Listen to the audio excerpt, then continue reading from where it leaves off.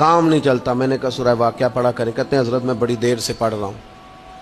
मैंने कहा चले कुछ सदकात दे के देख ले। कहने लगे बड़ी देर से दे रहा हूँ। मैंने उन्हें एक और वजीफा बताया। कहने लगे ये भी मुझे किसी ने बताया था, बड़ी देर से कर रहा हूँ। तो मैंने उन्हें कहा फिर मेरी एक नाकस राय ये है कि सारा कुछ करने के बाद अगर अभी तक फिर भी आप समझ रहे हैं ना आपकी मर्जी के मुताबिक आप पर दरवाजे नहीं खोल रहे, फिर आप सब्र करें। जो मेरा रब चाहता है उस पर राजी रह के देखें जरा, फिर जरा राजी रह के देखें, फिर देखें कि मालिक का फैसला क्या है। वो आपके हक में कोई रहमत वाला फैसला ही फरमाएगा, फिर जरा इंतजार करके देखें, फिर जरा सब्र करके देखें। फिर वो कहता वह बशीर साबिरीन, महबूब ये जिन्होंने सब्र किया है ना इन्हें मेरी रहमत की खुशखबरी सुना दो। फिर वो कहता है बाकियों के पास माल होगा, दौलत होगी, इख्तदार होगा, बड़ा कुछ होगा, इन्नल्लाह मा साबिरीन, सब्र करने वालों के साथ रब करीम होगा।